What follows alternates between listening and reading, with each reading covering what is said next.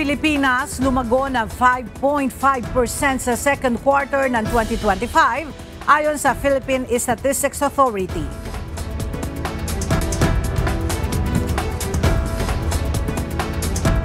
Labing-siyam na senador bumoto sa pag-archive o pagpatay sa impeachment ni Vice President Sara Duterte. Ilang senador ipinaliwanag ang batayan ng kanilang boto. Ilang kongresista ay kinababahala ang ginawang pag-archive ng Senado sa impeachment ni Vice President Sara Duterte.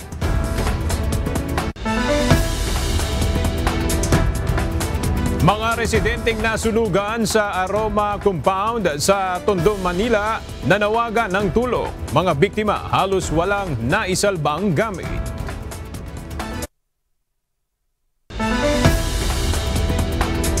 Dalawang low pressure area na binabantayan ng Pag-asa may medium at high chance o posibilidad na maging bagyo. LPA magdadala ng malalakas na pag-ulan sa ilang bahagi ng bansa.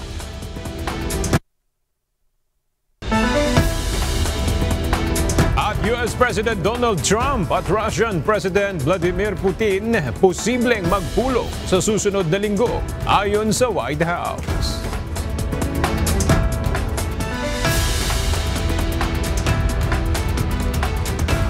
Magandang tanghali mga kasangbahay. Ngayon po ay araw ng Huwebes, August 7, 2025. Tayo po ay sabayang napapakinggan sa Radyo La Verdad 1350 ang UNTV Radio. At una sa mga balita ngayong tanghali.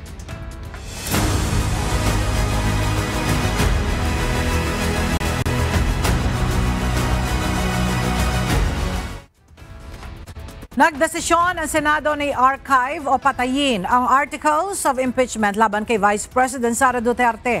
Bumoto ang mayorya ng mga senador pabor sa naturang mosyon sa plenaryo. Ang detalye sa report ni Asher Cadapan Jr. Patay na ang impeachment. Ito ang kasalukuyang estado sa Senado ng Articles of Impeachment laban kay Vice President Sara Duterte. Kasunod dito ng mahabang debate at botohan ng mga senador kaugnay ng usapin sa impeachment, partikular na ang dalawang mosyong inihain sa plenaryo. Unang naghain ng motion to dismiss si Senador Rodante Marcoleta.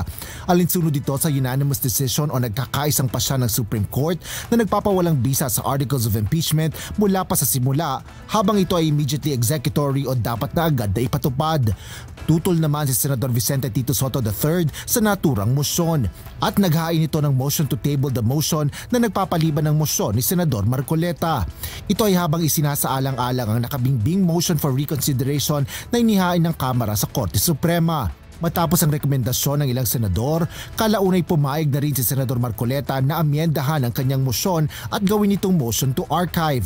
Ibig sabihin, ilalagay ang articles of impeachment sa kartularyo na imbakan ng mga mahalagang dokumento na sa ibang salita ni Senator Alan Peter Cayetano ay maituturing ito na patay na. I think in obedience to the decision of the Supreme Court, the Senate adheres to it and put to rest.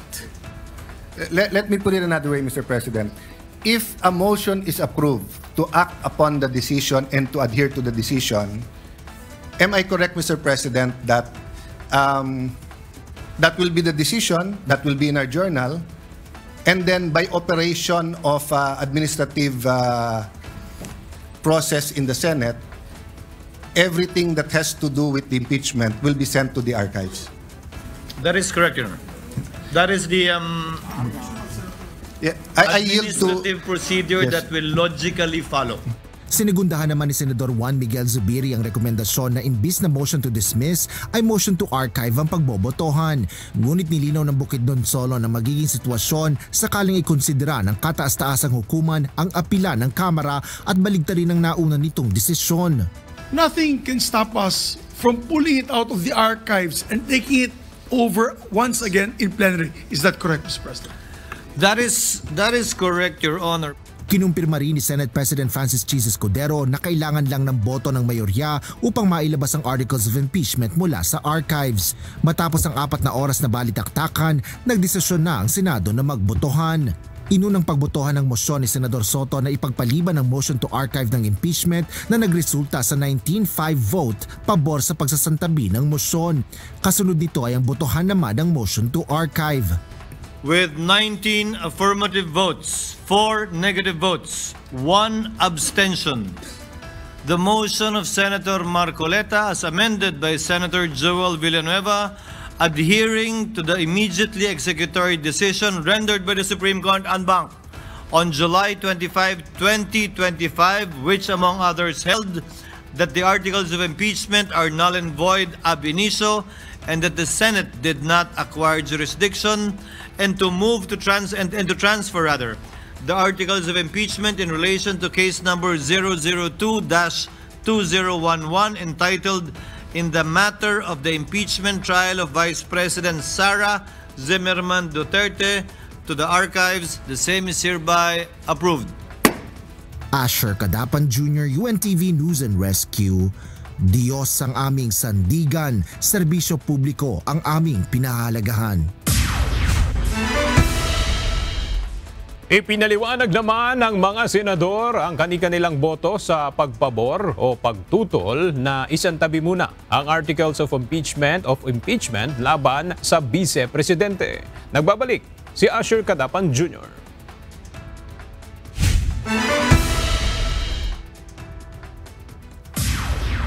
Nanaig sa Senate plenary ang motion to archive o paglalagay sa imbakan ng mga dokumento ang articles of impeachment laban kay Vice President Sara Duterte. Mula sa 19 na boto pabor sa mosyon, 4 na pagtutol at 1 pumili na hindi bumoto.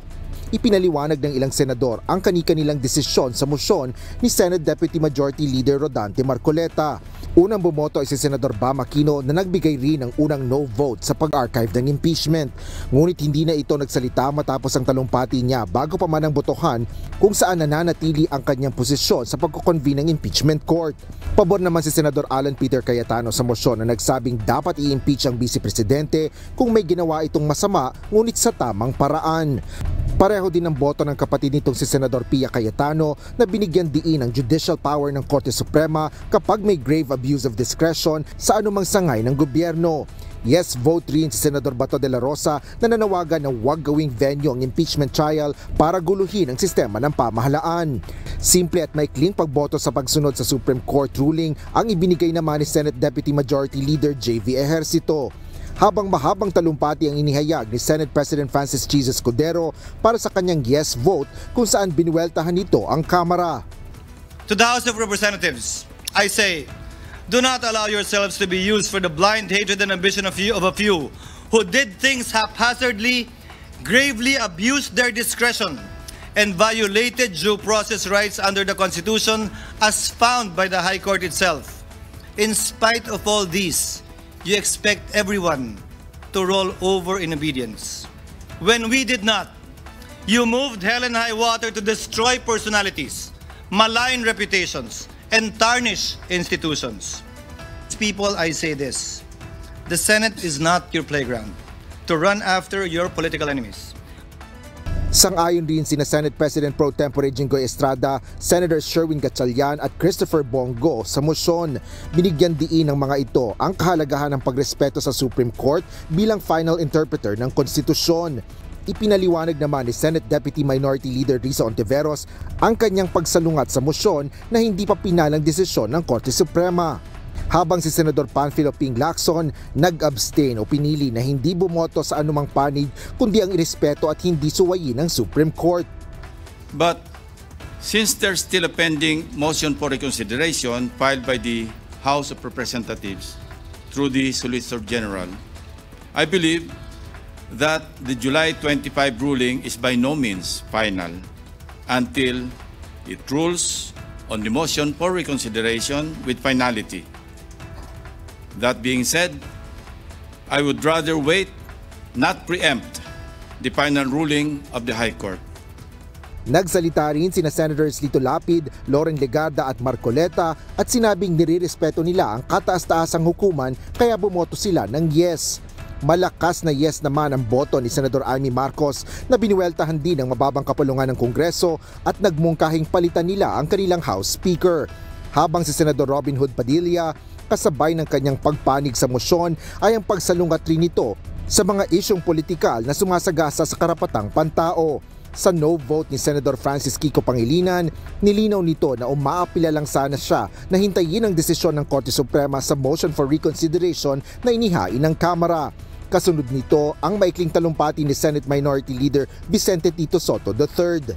I have more than expressed myself on this issue. Just in addition, a lingering question.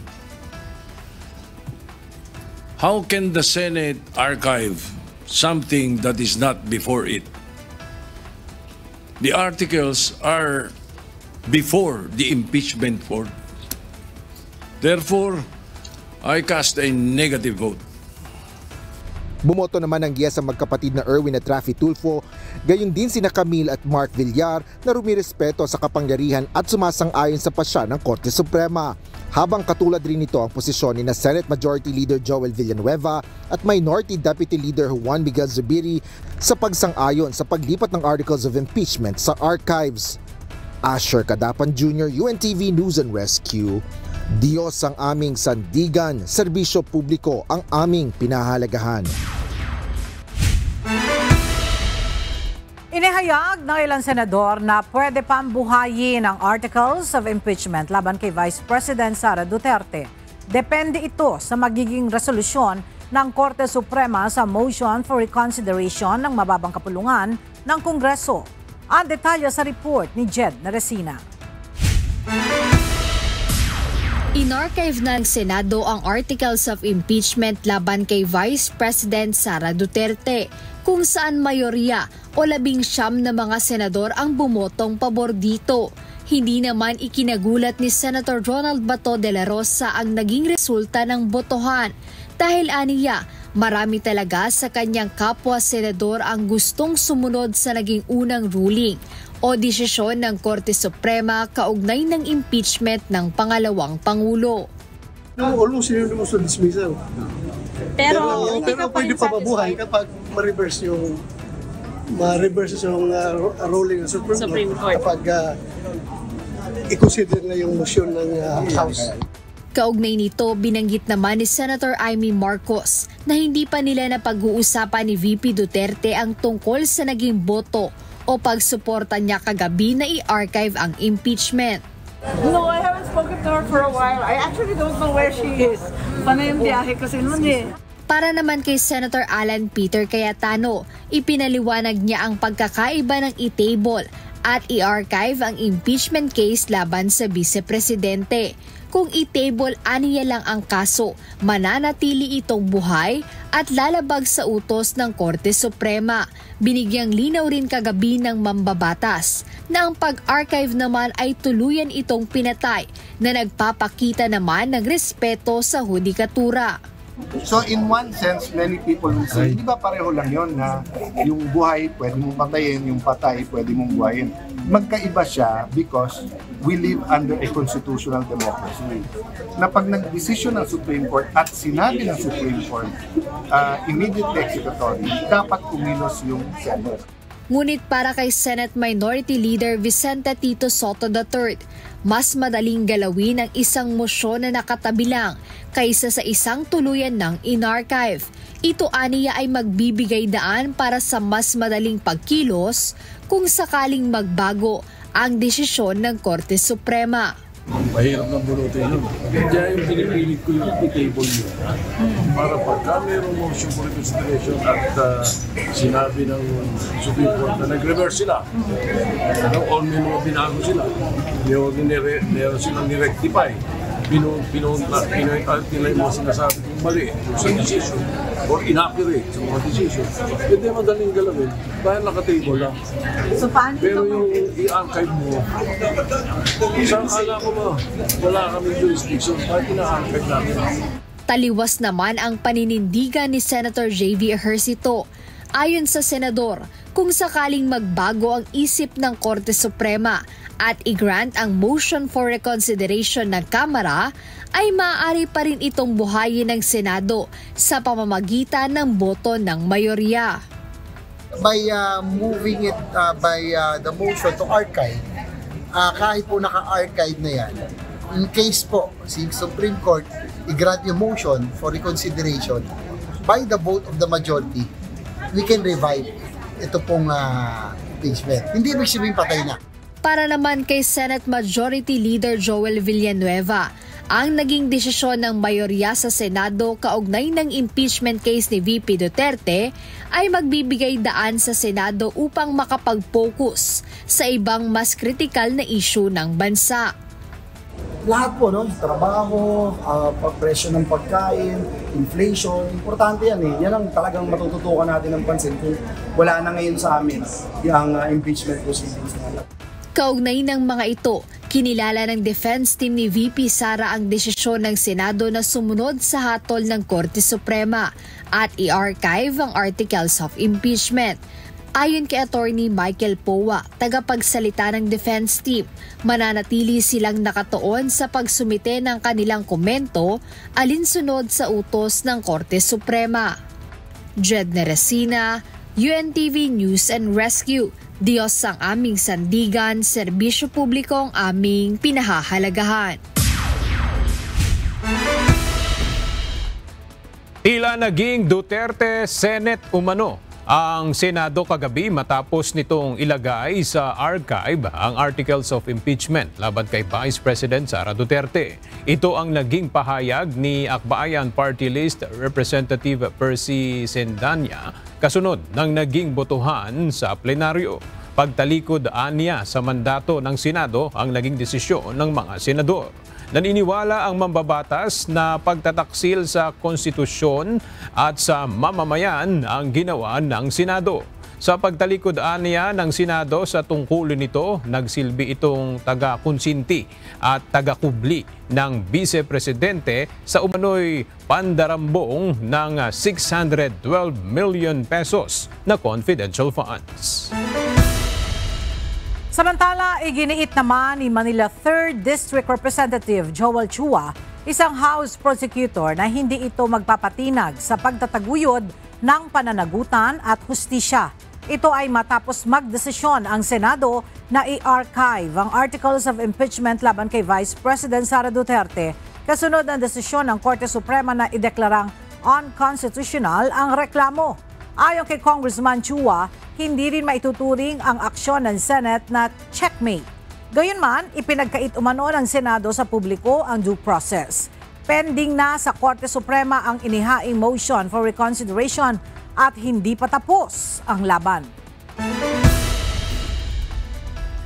Ikinababahala ng ilang kongresista ang desisyon ng Senado sa impeachment case laban kay Vice President Sara Duterte. Dagdag pa ng mga ito, hindi dapat tinitingnan ang issue ng impeachment bilang politically motivated. Ang detalye mula kay Rosalie Coz live. Rosalie, may kasunod na ba ang hakbang ang Kamara matapos ang desisyon ng Senado?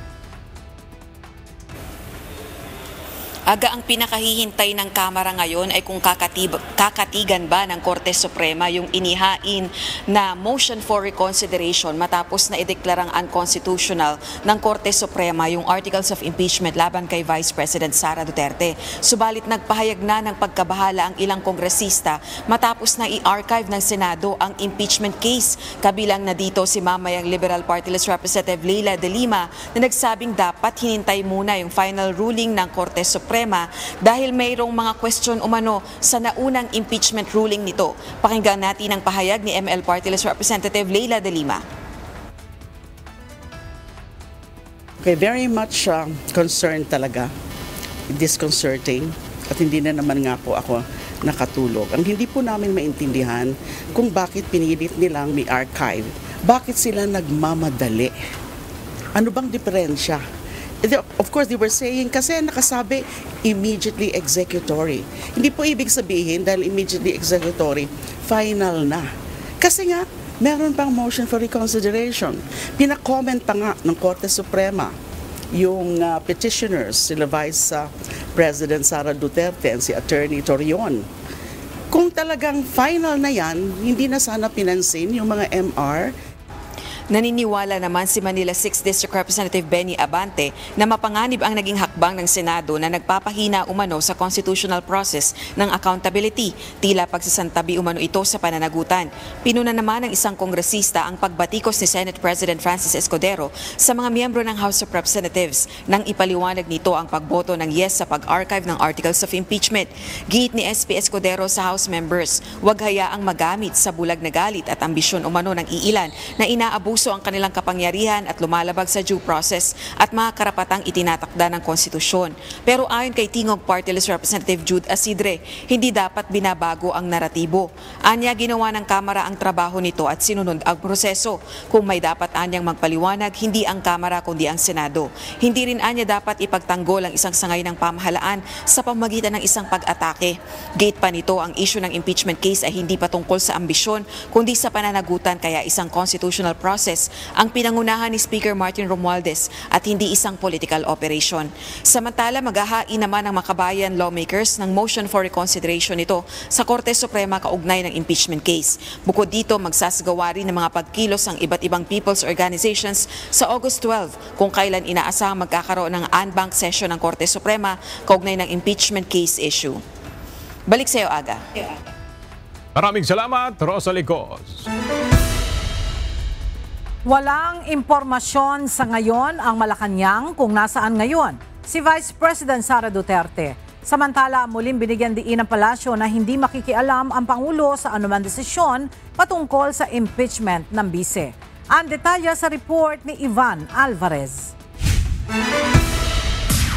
Matapos hindi makapagbigay ng eksaktong detalye ang Office of the Vice President kahapon kung nasaan si Vice President Sara Duterte, hindi rin masabi ng palasyo kung nasaan ang pangalawang Pangulo.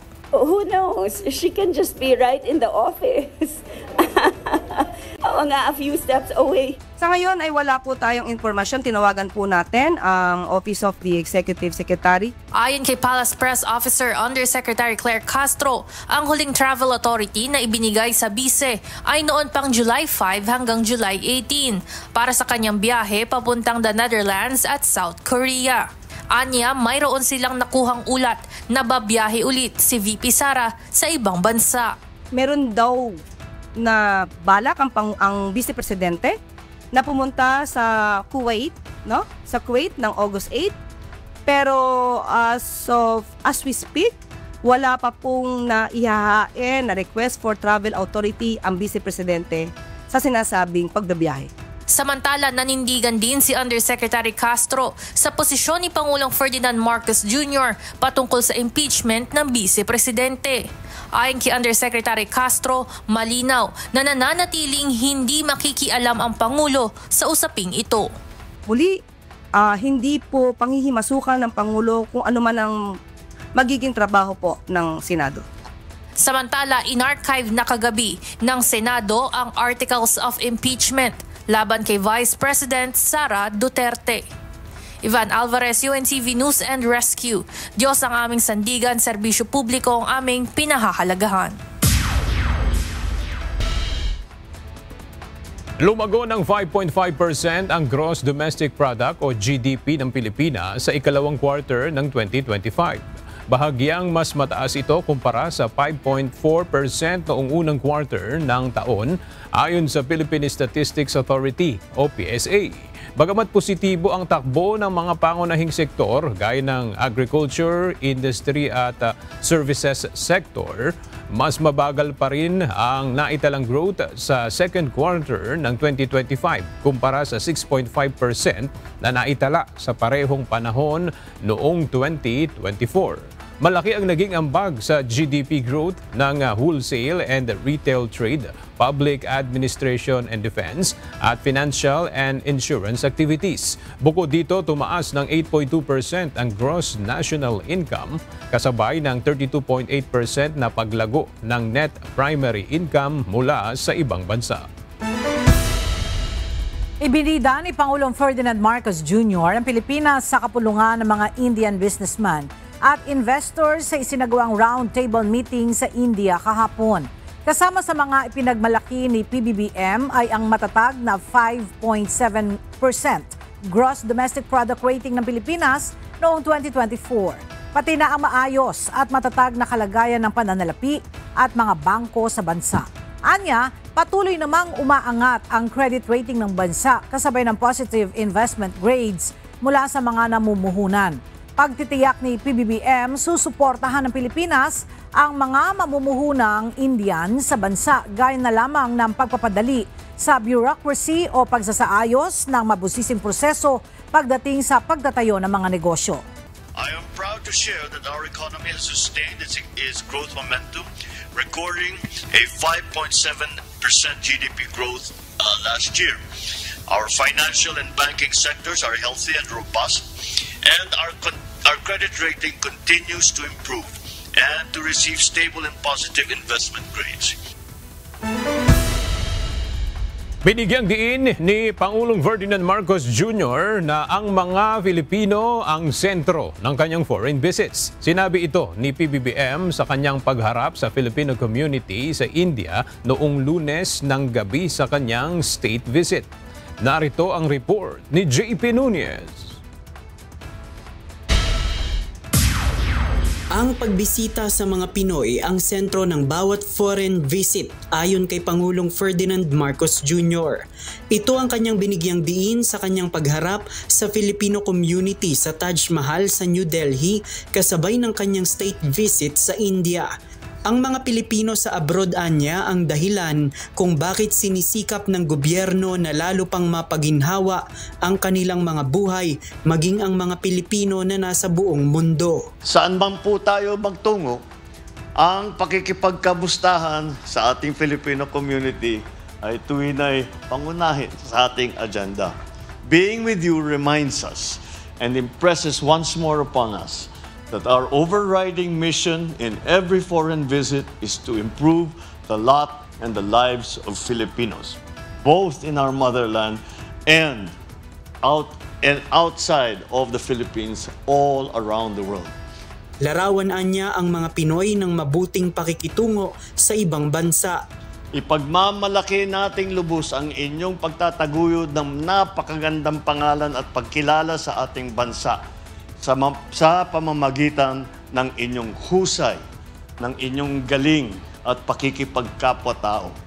You have made an excellent portrait of the Filipino to the rest of the world. Ayon sa Pangulo, libo-libo ang mga Pilipino na nasa India, nasa 200 ang nasa New Delhi.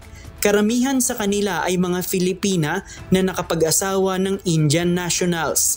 Kabilang sa mga ito ang mga profesional sa international organizations, IT industry, engineering, marine agriculture at textiles. Ayon sa Pangulo, magkakaroon ng maraming trabaho ang Embahada ng Pilipinas sa India kapag natapos na ang kanyang state visit.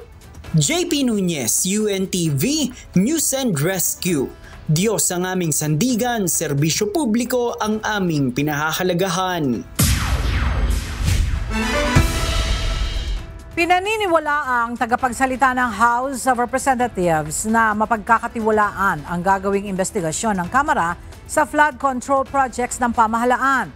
Ito ay matapos ipahayag ni Senator Panfilo Lacson na may mga kongresistang contractor sa mga proyekto ng gobyerno at posibleng sangkot sa anomalya sa flood control projects. Ang detalye sa ulat ni Rosalie Coz. Walang impormasyon si Attorney Princess Abante kaugnay ng pahayag ni Senator Panfilo Lacson na may ilang kongresistang contractors umano ng mga proyektong infrastruktura ng pamahalaan. Matatanda ang pinuri ng senador ang talumpati sa ika-4 na State of the Nation Address o SONA ni Pangulong Ferdinand Marcos Jr. noong July 28 na kumukondena sa katiwalian sa flood control projects ng gobyerno. Ayon kay Senator Lacson, naniniwala itong sa standing ovation noong SONA ng Pangulo ay nangangahulugang may mga miyembro pa rin ng Kongreso na hindi pa nadudumihan ng pera mula sa mga tiwaling flood control projects, samantalang walang hiya at mapagkunwari umano ang ibang pumalakpak. Meron ding sinasabi ang senador na mahigit 60 umano ang kongresistang kontratista sa mga proyektong pang-infrastruktura ng pamahalaan noong 19th Congress. Sa kabila nito, naniniwala si Attorney Abante magiging katiwa-tiwala pa rin ang gagawing investigasyon ng Kamara sa flood control projects ng pamahalaan. Wala po akong information doon sa binanggit na mga numero na di umano ay mga contractors. Hindi rin naman din nag-expound si Senator Ping, no? So, do you think that the House can conduct a credible investigation into flood control projects when there are congressmen who are known contractors with ties to infra companies that deal with flood control projects? Well, yung binanggit, 80, napakaraming members of the House, diba? As of now, there are more than 300 members of the House, and may varied political and positions yan and opinions. Yes, I believe that the House can be credible in their investigation. Ginawa nito ang pahayag kasunod ng kauna-unahang briefing ng Department of Public Works and Highways o DPWH sa House Committee on Public Accounts ng 20th Congress, kaugnay ng mga proyektong infrastruktura kabilang na ang flood control projects ng pamahalaan. Tiwala rin ang abogada sa kredibilidad ng tagapanguna ng House panel na si Bicol Saro Party List Representative Terry Ridon. We know Chair Terry Ridon and his credibility also. So we are awaiting for the next hearings that will be held. So masasabi niyo po ba na hindi sasantuhin ng House ang mga kongresista kung sakaling ang ilan sa kanila ay lumutang yung mga pangalan in the course of these investigations? The House will be consistent that it will be faithful to its mandate under the law and to the people. Rosa Licoz, UNTV News and Rescue. Diyos ang aming sandigan, serbisyo publiko ang aming pinahahalagahan.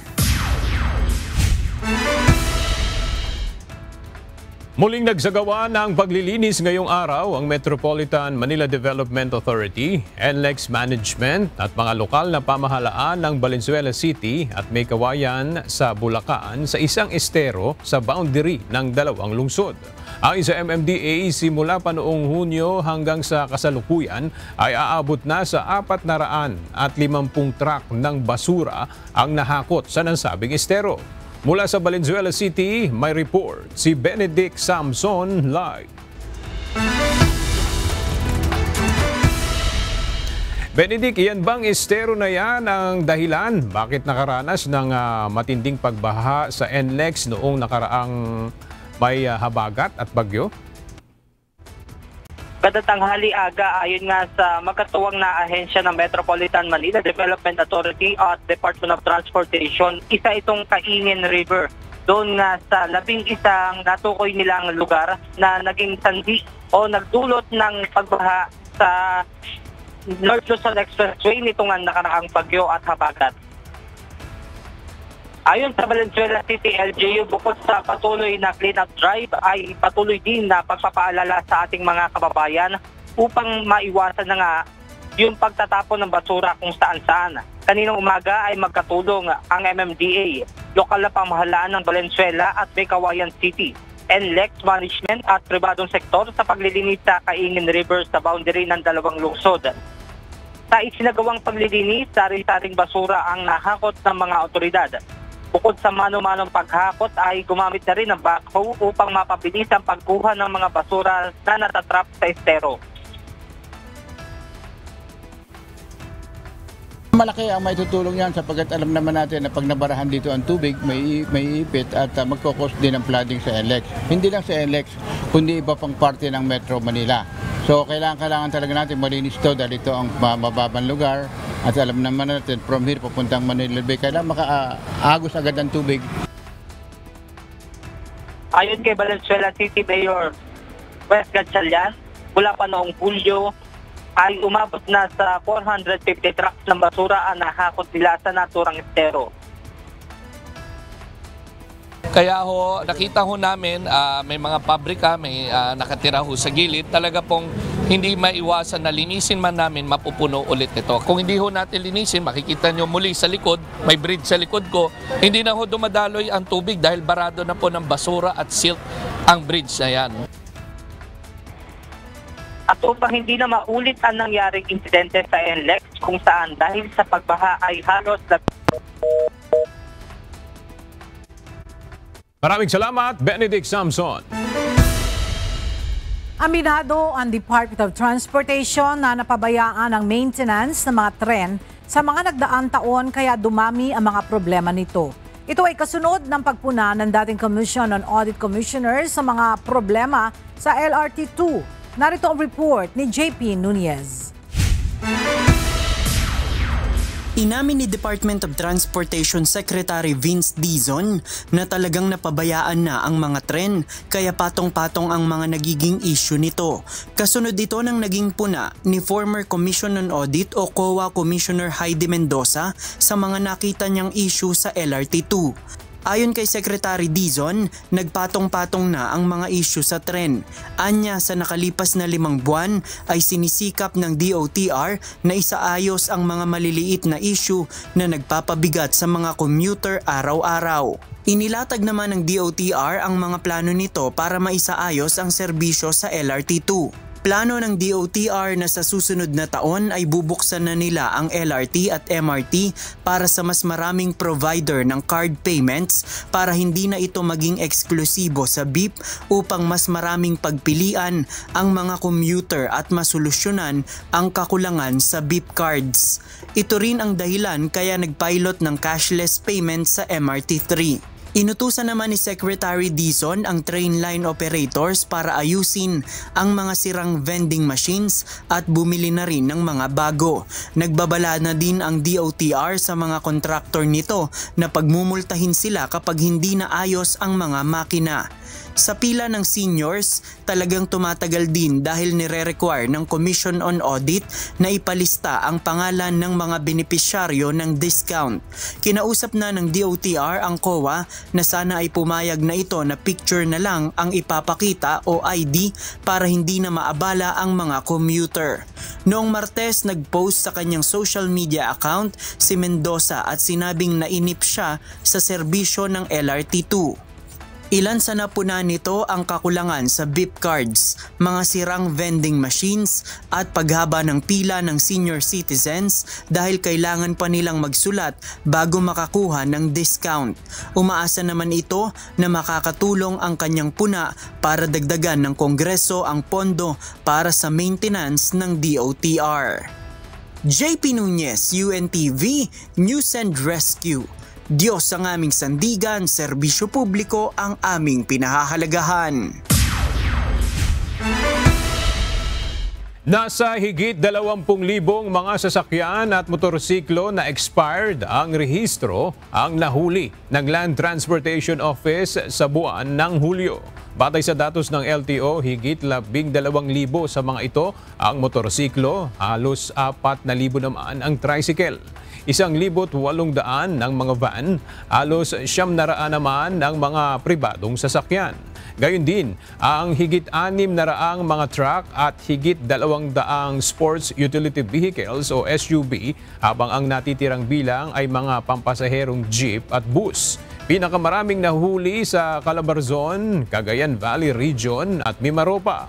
Ayon kay LTO Chief Assistant Secretary Vigor Mendoza II, bukod sa late registration, magbabayad din ng 10,000 pesos na multa ang mga ito. Inaprobahan na ng Bureau of Corrections ang muling pagbubukas ng daan sa loob ng Nubilibid Prison Compound sa Muntinlupa para sa pampublikong transportasyon. Simula sa susunod na linggo ay isasagawa ang trial implementation kung saan papayagang dumaan ang mga PUV mula alas 4 ng umaga hanggang alas 10 ng gabi sa NBP compound alinsunod sa mga itinakdang safety guidelines. Kabilang sa mga kondisyon ng Bucor ang pagkakaroon ng pick-up at drop-off points, maayos na pananamit ng mga tsuper, pagsasailalim sa drug test at malinaw na pagkakakilanlan ng mga sasakyan. Ayon kay Mayor Rufy Biazon, malaking ginhawa ito lalo na sa mga estudyanteng naapektuhan ng pagsasara ng daan doon. Nanawagan din ang alkalde ng kooperasyon at disiplina para sa maayos na pagpapatupad ng bagong patakaran. Kinumpirma ng Overseas Workers Welfare Administration o OWA ang pagpanaw sa bus ng Overseas Filipino Worker o OFW na si Wilma Auza.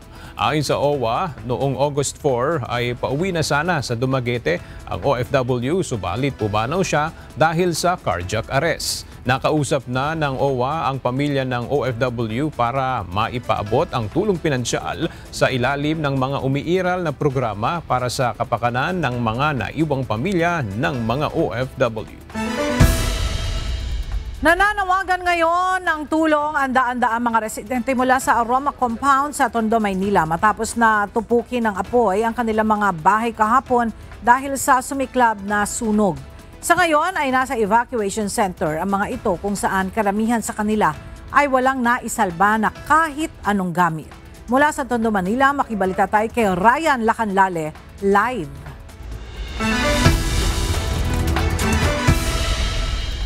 Ryan, anong tulong ang hinihingi ng mga kababayan natin na sunugan dyan sa Tondo at kumusta ngayon ang kanilang kalagayan? Pinansyal, damit at kung maaari ay permanenteng matitirhan. Dahil itong nasunog na Aroma Compound ay isang temporary lamang ito na itinayo ng pamahalaan para doon sa mga informal settlers. Kaya ano man daw tulong na pwedeng itulong sa kanila ngayon ay tatanggapin nila. Walang naisalba ang karamihan ng mga residente sa Aroma Compound sa Tondo, Manila kahapon sa bilis ng pagkalat. Agad sinubok ng sunog ang mga bahay na gawa para saan na may sakit. Pagbalik niya, nilalamon na ng apoy ang kanilang inuupahang bahay. Tanging damit nilang suot ang natira sa kanilang mag-ina. Naubos yung namin, gamit, lahat. Wala kami nakuha. Bumili lang kami ng gamot sa palengke. Wala kami nakuha kahit isa. Pagbalik namin, wala na. Abo na. Hindi na. Sinalba ko na lang tong bata kasi yung bata nanginginig na. Nervous. Tapos kagabi nilalagnat pa siya. Wala namang kaming kami lang mag-ina. Pagsimula silang muli. Kailangan lang ba namin ng kahit bahay o financial, kahit basta matulungan kami. Yun lang naman ang importante, sir. Maynila, nakatakdang mamahagi ng tulong pinansyal ngayong araw. Naghahatid din sila ng lutong pagkain para sa mga nasunugan. May 4 na evacuation center na pinagdalhan sa mga residente sa General Vicente Lim Elementary School, Antonio Villegas High School, sa covered court ng Barangay 104 at dito sa may Barangay 105. Sa huling tala ng barangay, umabot sa 865 pamilya ang kabuuang bilang ng mga nasunugan. Pero kanina may humahabol pang mga hindi raw nakasama sa talaan kahapon. Kaya lang, sabi ng LGU ay nakapag-atop na sila kahapon ng mga nasunugan. Sa ngayon ay namamahagi naman ng family card ang MDSW dito sa mga nasunugan. Ito yung gagamitin nilang card para doon sa mga ayuda na ibinibigay sa kanila ng pamahalaan para maiwasan na magdoble-doble yung mga tulong na ibinibigay sa kanila. At kanina may nakita rin tayo ng mga kawani ng City Health na nag-iikot para naman doon sa kalusugan at pangangailangan ng ating mga kababayan. Kanina ang sabi nila may mga nakikita sila na mga ubo at sipon doon sa ibang mga residente na nandito sa mga evacuation center ngayon. Diyan muna ang latest mula dito sa Tondo, Manila. Balik sa iyo, Ella. Maraming salamat, Ryan Lacanlale. Puspusan ang kampanya ng Philippine National Police laban sa mga kontrabando at iligal na droga. Sa nakalipas na isang linggo, umabot sa nasa 47 milyon na halaga ng mga kontrabando ang nakumpiska ng pulisya. Mula sa Camp Crame, may report si Lea Ilagan live. Lea, ano na ba yung update sa kampanyang ginagawa ng PNP laban sa illegal drugs at mga kontrabando? Magandang tanghali sa iyo, Aga. Pinag-iting pa nga ng Philippine National Police ang kanilang kampanya laban sa krimen, droga at cyber offenses sa bansa, kung saan nakapagtala ito ng 34.5 million pesos na halaga ng illegal na droga at 13 million pesos na smuggled goods sa loob lamang ng isang linggong operasyon mula July 25 hanggang August 1. Naaresto din ang 36 na individual dahil sa smuggling, habang 976 na drug suspects ang nadikit at 1,065 na anti-drug operations sa buong bansa. Ang PNP Anti-Cybercrime Group naman nakaaresto ng 21 individual mula sa 344 cyber patrolling activities. 4 na menor de edad din ang nailigtas at 23 kaso ang naisampan laban sa mga suspect. Bukod dito, nasa 1,183 na wanted persons din ang kanilang naaresto. Kabilang dyan ang 333 na most wanted person. Aga? Maraming salamat, Lea Ilaga. Naghaing ngayong umaga ng 1.41 billion peso tax evasion complaint ang Bureau of Internal Revenue o BIR sa Department of Justice. Mahigit sa 20 korporasyon at 17 certified public accountants o CPAs ang inireklamo ng BIR.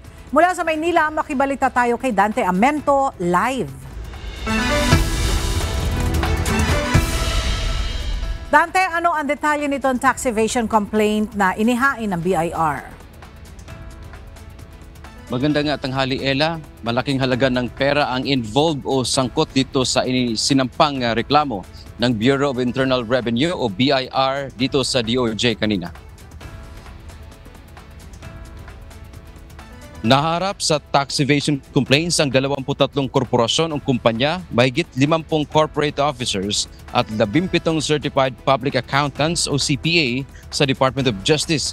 Inihain ng Bureau of Internal Revenue o BIR ang reklamo kaninang umaga. Ayon sa BIR, umaabot sa 1.41 billion pesos ang nawawalang buwis sa pamahalaan dahil sa hindi pagbabayad ng mga inireklamo ng income tax. Ang modus ng mga ito ay gumagamit ng peke o ghost receipts na kunwari may mga aktual na transaksyon silang pinasok pero ang totoo ay inimbento lamang anya para mabawasan ang kanilang babayarang buwis. Kasama rin sa criminal complaints ang bigong pagbibigay ng correct and accurate information, perjury at false reporting kaugnay ng ghost receipts. Malaki ang nawawalang revenue sa ating gobyerno sa mga nandaraya ng buwis sa pamamagitan ng paggamit ng mga ghost receipts. So we will proceed immediately with the evaluation of the submitted documents. As you know, we will be undergoing the normal case build-up. Paalala nga ng BIR na hindi sila titigil para habulin itong mga gumagamit pa rin ng ganitong modus ng ghost receipts at ilang mga tax evasion complaint na rin ang kanilang naihain dito sa DOJ kung saan sa ngayon ay naiakyat na nila sa korte dahil nakitaan ng sapat na ebidensya upang kasuhan ang mga akusado. Yan ang ating update mula dito sa Maynila. Balik sa iyo, Ella. Maraming salamat, Dante Amento. At para naman po sa ating weather update, 2 low pressure area ang patuloy na binabantayan ng DOST Pag-asa sa ngayon. Base sa latest weather forecast, ang isang LPA na namataan sa loob ng Philippine Area of Responsibility ay mayroong medium chance na mabuo bilang isang bagyo sa loob ng susunod na 24 na oras. Habang ang isa pang binabantayang LPA sa labas ng PAR ay mayroon namang mataas na tsansa na maging isang bagyo. Sa ngayon, may ilang lugar sa bansa ang makakaranas pa rin ng mga pag-ulan dahil sa epekto ng LPA. Batay sa heavy rainfall outlook ng Pag-asa, magiging maulan ngayon hanggang bukas sa area ng Cagayan, Apayao, Ilocos Norte at Ilocos Sur. Gayun din sa Isabela, Abra, Caliga, Mountain Province, Ifugao, Benguet, La Union, Pangasinan at Zambales.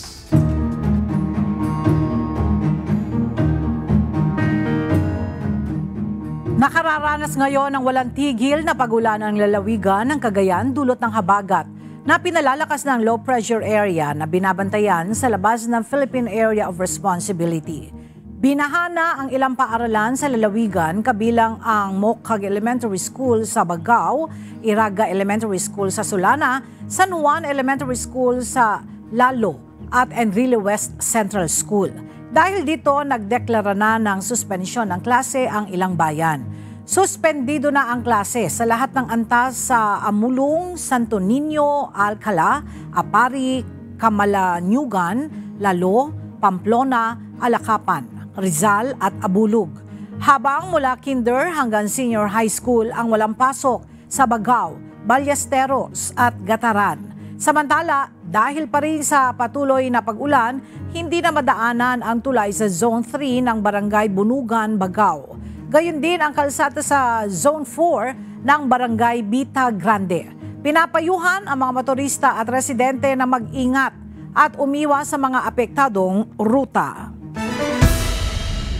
Patuloy na nagsasagawa ng rehabilitation efforts ang mga otoridad sa mga evacuees na naapektuhan ng nakaraang pagsabog ng Mount Canlaon sa Negros Island. Kabilang dito ang pag-iinspeksyon sa kanilang mga bahay na napinsala ng pagsabog ng bulkan. Ang detalye sa report ni Lalaine Moreno live.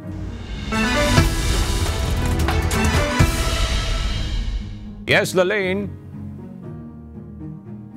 Aga ang nasa recovery at rehabilitation efforts ngayon ng mga otoridad na nakabalik na sa ngayong nakabalik na sa kanilang tahanan ang karamihan sa mga evacuees ng Mount Canlaon simula ng ibaba sa Alert Level 2 ang bulkan.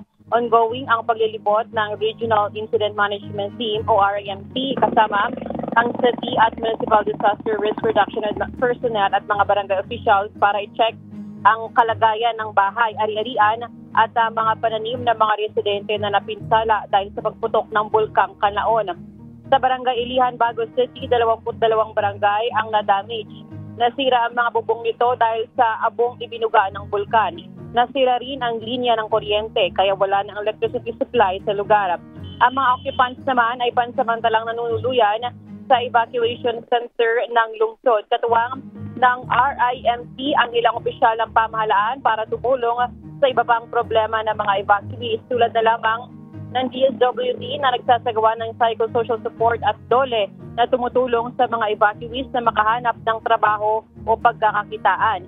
Siniguro naman ng DepEd na hindi na antalang pag-aaral ng mga bata habang mayroon ding mga mula sa Department of Health na inaalam ang kalagayan ng kalusugan ng mga evacuees. Ayon sa Office of Civil Defense, NIR, tulong-tulong ang mga ahensya ng pamahalaan para unti-unting bumalik sa normal ang buhay ng mga naapektuhan ng pagsabog ng bulkang Canlaon. Samantala, mayroon pang 45 evacuees na naiwan sa evacuation centers sa bahagi ng Canlaon City. Ito yung mga nakatira sa loob ng 4-kilometer danger zone. Ganun din ang nasa bahagi naman ng La Castellan at La Carlota City ay sa August 16 pa ang kanilang takdang pagpapauwi dahil mayroong ilan na inaasikaso ito mga otoridad para maging maayos ang pagpapauwi sa kanila. Yung nating balita, balik sa iyo, Aga. Maraming salamat, Lalaine Moreno.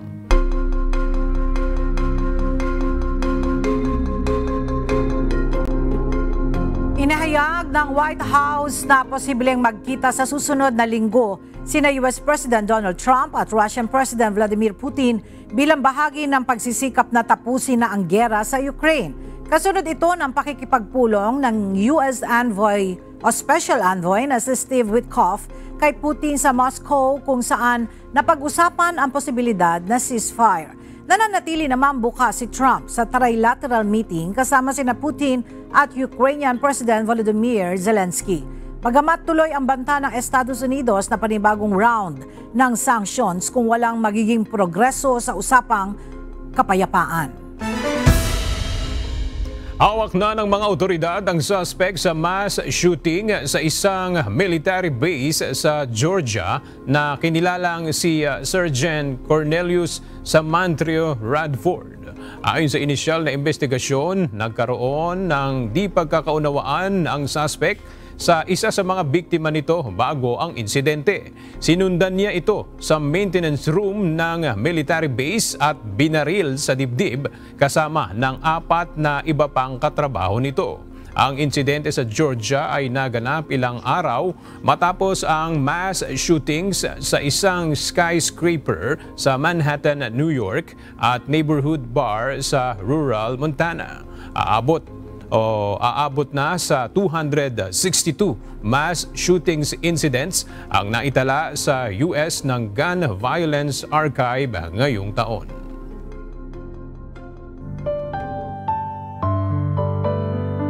At sa ating pong iiwang mga salita ng Diyos na ating sandigan mula sa Aklat ng Kawikaan, Kapitulo 28, versikulo 27 na nagsasabi, "Siyang nagbibigay sa dukha ay hindi masasalat, ngunit siyang nagkukubli ng kanyang mga mata ay magkakaroon ng maraming sumpa."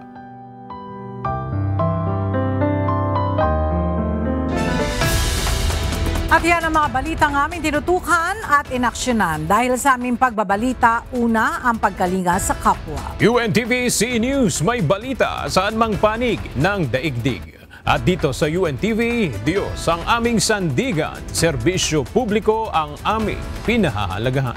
Magandang tanghali.